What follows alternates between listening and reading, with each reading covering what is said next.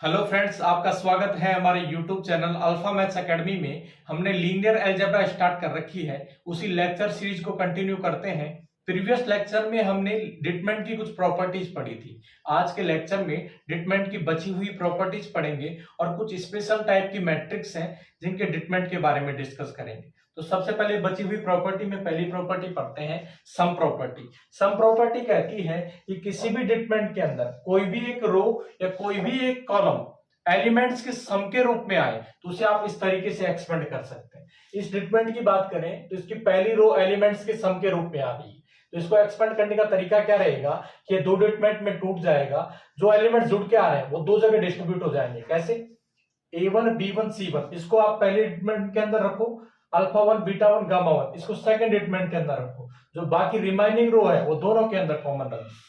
तो इस प्रकार इस प्रॉपर्टी की हेल्प से आप डिटरमिनेंट निकाल सकते हैं। इसके अगर वेरिफिकेशन की बात करें तो आप इसको वेरिफिकेशन के लिए क्या करें कि इस डिटरमिनेंट को एक्सपेंड मैं कर देता हूं पहली रो के लिए, तो मैं साइन सिस्टम यूज करूंगा प्लस माइनस प्लस। अब मैं एक्सपेंड कर रहा हूं, ये वाला एलिमेंट लूंगा a1 प्लस अल्फा 1। अब मैंने ये वाला एलिमेंट लिया है तो पहली रो और पहले कॉलम को मैं डिलीट करूंगा, तो बचेगा मेरे पास b2 c2 b3 c3। अगले वाला एलिमेंट लूंगा तो मैं साइन लूंगा माइनस का। अगले वाला एलिमेंट मैंने ले लिया b1 प्लस बीटा 1। अब मैंने क्या किया, पहली रो और सेकंड कॉलम को डिलीट कर दिया, तो मेरे पास बचा a2 c2 a3 c3। फिर मैंने आगे अगला वाला एलिमेंट लिया, साइन में लूंगा प्लस का, c1 प्लस गामा 1। और अब मैं क्या करूंगा, पहली रो और थर्ड कॉलम को मैं छोड़ूंगा, तो मेरे पास बचेगा a2 b2 a3 b3। ठीक है, अब मैं यहां देखूं तो मैं a1 को मल्टीप्लाई करता हूं इससे, a1 b2 c2 b3 c3 minus b1 को मल्टीप्लाई करता हूं इससे, a2 c2 a3 c3 plus c1 को मल्टीप्लाई करता हूं इससे, c1 a2 b2 a3 b3। फिर मैं आता हूं अल्फा 1 को मल्टीप्लाई करता हूं इससे, plus alpha 1 b2 c2 b3 c3 minus beta 1 को इससे मल्टीप्लाई करता हूं, तो आगे बचेगा a2 c2 a3 c3 plus gamma 1 को इससे मल्टीप्लाई करता हूं, तो बचेगा a2 b2 a3 b3। अगर मैं इसको ध्यान से देखूं तो यह है डिटरमिनेंट ऑफ दिस, और इसको मैं ध्यान से देखूं तो ये इसका डिटरमिनेंट है। तो आप क्या कर सकते हैं, किसी भी डिटरमिनेंट के अंदर कोई भी एक रो एलिमेंट्स के सम के रूप में आ रही है या कोई भी एक कॉलम एलिमेंट्स के सम के रूप में आ रहा है, तो उसे आप इस तरीके से एक्सपेंड कर सकते हैं।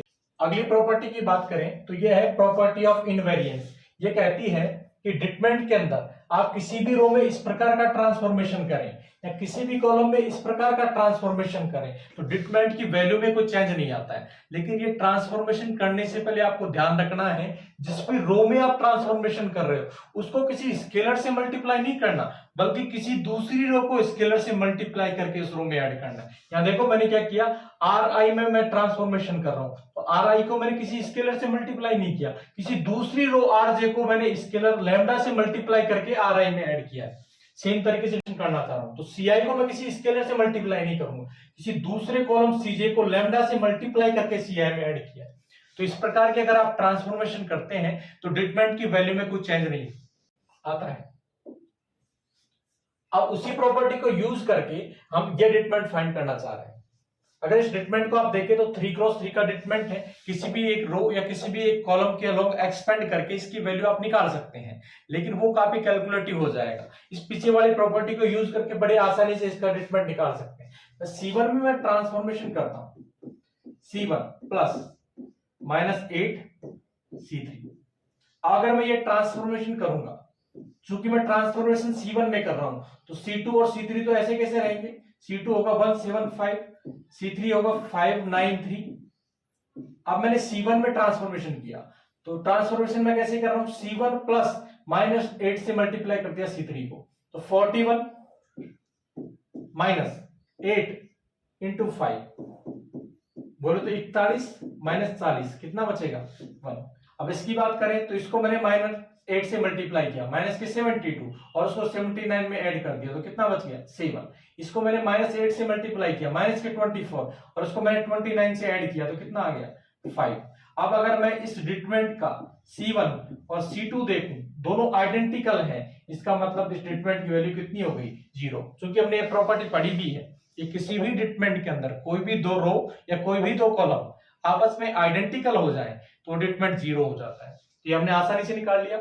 अगर इस डिटरमिनेंट की बात करूं तो मैं क्या करता हूं, C3 में ट्रांसफॉर्मेशन करता हूं। C3 में मैंने ट्रांसफॉर्मेशन किया C3 प्लस C2।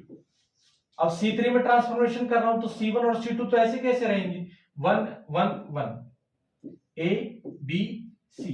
अब आप क्या कर रहे हैं, इसमें ये C2 को C3 में ऐड कर रहे हैं, तो ऐड करेंगे तो ये बढ़ जाएगा A plus B plus C।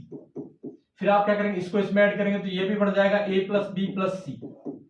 इसको इसमें ऐड करेंगे तो ये बढ़ जाएगा A plus B plus C।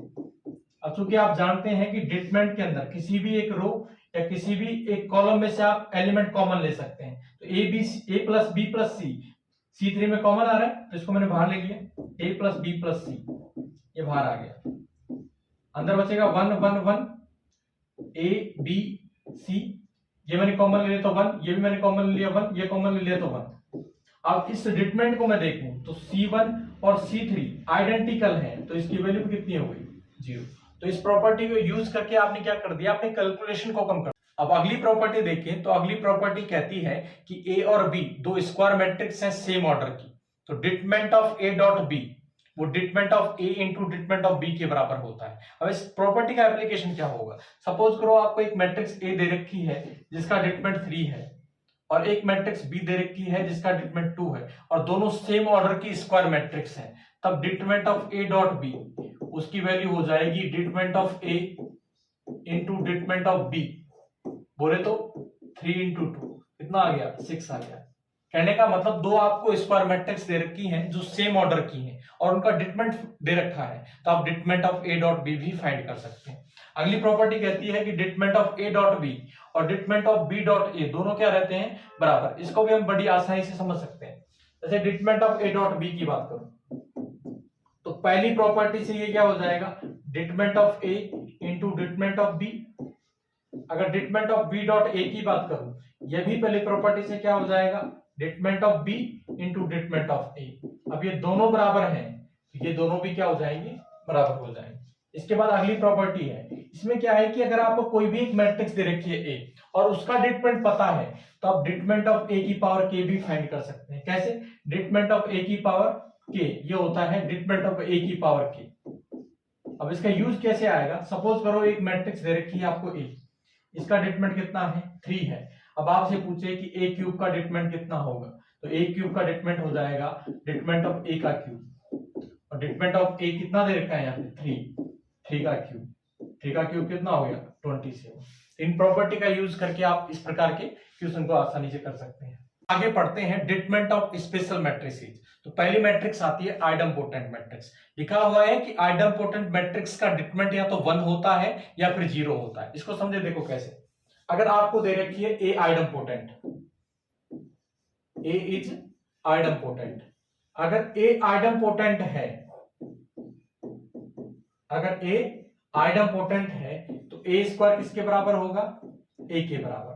अब मैं दोनों तरफ क्या लगा देता हूं determinant, determinant of A square किसके बराबर हो गया डिटरमिनेंट ऑफ A के बराबर। हमने पीछे एक प्रॉपर्टी पढ़ी थी डिटरमिनेंट ऑफ A की पावर K, ये होता है डिटरमिनेंट ऑफ A की पावर K के बराबर। तो डिटरमिनेंट ऑफ A स्क्वायर कितना हो जाएगा डिटरमिनेंट ऑफ A का square is equal to determinant of A। इसको मैं आगे सॉल्व करूं तो डिटरमिनेंट ऑफ A स्क्वायर, इसको मैं उधर ले गया तो ये क्या हो गया माइनस के determinant of A is equal to 0। दोनों में से मैंने डिटरमिनेंट ऑफ A कॉमन ले लिया तो अंदर बचेगा डिटरमिनेंट ऑफ A माइनस 1 बराबर 0। इसको मैं आगे सॉल्व करूं तो ये क्या होगा, या तो डिटरमिनेंट ऑफ A 0 है या फिर डिटरमिनेंट ऑफ A माइनस 1 0 है। तो यहां से क्या निकला डिटरमिनेंट ऑफ A इज 0 और डिटरमिनेंट ऑफ ए इज 1। तो कहने का मतलब जो आइडेम्पोटेंट मैट्रिक्स है उसका डिटरमिनेंट या तो 0 होगा या फिर 1 होगा। आगे देखिए, determinant of involutory matrix is either 1 और -1। कहने का मतलब जो इन्वोल्यूटरी मैट्रिक्स है उसका डिटरमिनेंट या तो 1 होता है या फिर -1 होता है। समझे तो कैसे? ए आपको दे रखा है कि ए है इन्वोल्यूटरी मैट्रिक्स, तो इन्वोल्यूटरी मैट्रिक्स है तो ए स्क्वायर किसके बराबर होगा? आइडेंटिटी मैट्रिक्स के बराबर। अब मैं क्या करता हूं, दोनों तरफ डिटरमिनेंट लगा देता हूं, तो वही वाली प्रॉपर्टी मैं यूज करूं कि डिटरमिनेंट ऑफ ए की power K is equal to determinant of A की पावर के।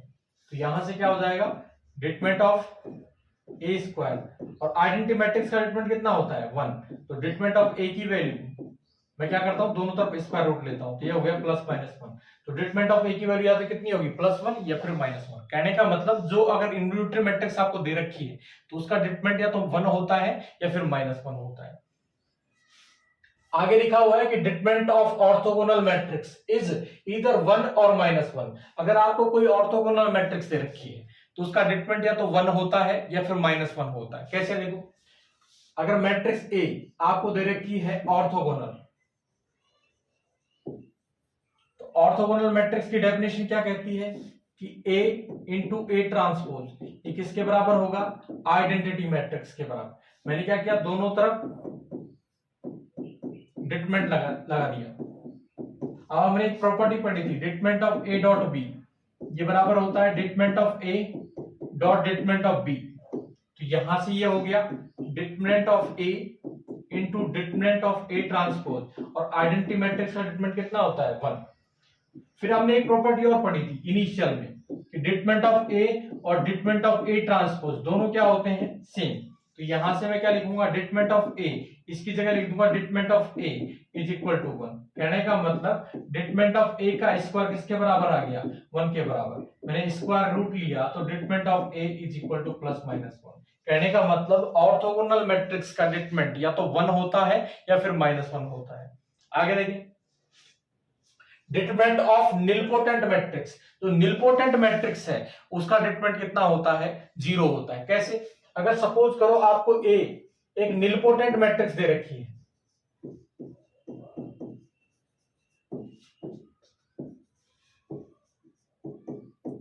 तो निलपोटेंट मैट्रिक्स की डेफिनेशन क्या कहती है कि आपको कोई न कोई के एक ऐसा नेचुरल नंबर मिलेगा कि ए की पावर के किसके बराबर हो जाएगा? 0 के बराबर, 0 मैट्रिक्स के बराबर। अब मैंने दोनों तरफ क्या लगा दिया? डिटरमिनेंट लगा दिया। तो इधर भी मैं क्या करूंगा? डिटरमिनेंट लगाऊंगा। अब ये वाली प्रॉपर्टी यूज करके कि डिटरमिनेंट ऑफ ए की power K is equal to determinant of A की पावर के, तो ये कितना हो जाएगा? डिटरमिनेंट ऑफ ए की पावर के, और 0 मैट्रिक्स का डिटरमिनेंट कितना होता है? 0। किसी भी नंबर की कोई पावर 0, इसका मतलब नंबर खुद क्या है? 0। कहने का मतलब डिटरमिनेंट किसके बराबर आ गया? 0 के बराबर आ गया। तो आपको ध्यान रखना है कि निलपोटेंट मैट्रिक्स का डिटरमिनेंट हमेशा 0 होता है। आगे लिखा हुआ है कि निलपोटेंट मैट्रिक्स का इंडेक्स कभी भी उसके ऑर्डर को एग्जिट नहीं करेगा। कहने का मतलब देखो, अगर आपको कोई भी एक मैट्रिक्स दे रखी है n क्रॉस n ऑर्डर की, जो कि क्या है? निलपोटेंट है। निलपोटेंट है तो इसका कुछ न कुछ इंडेक्स होगा। k मान लीजिए इसका इंडेक्स दे रखा है, तो k कभी भी इसके ऑर्डर को एग्जिट नहीं करेगा। कहने का मतलब k की वैल्यू ज्यादा से ज्यादा n के बराबर होगी, n से बड़ी नहीं होगी। इससे क्या रिजल्ट निकलता है कि कोई भी एक अगर मैट्रिक्स है, वो अगर उसके ऑर्डर के बराबर पावर लगाने पर भी 0 नहीं हुई तो जिंदगी में कभी 0 नहीं होगी। कहने का मतलब वो कभी निलपोटेंट नहीं होगी। ठीक है, आज के लिए इतना ही, बाकी पढ़ते हैं नेक्स्ट लेक्चर में। Thank you very much.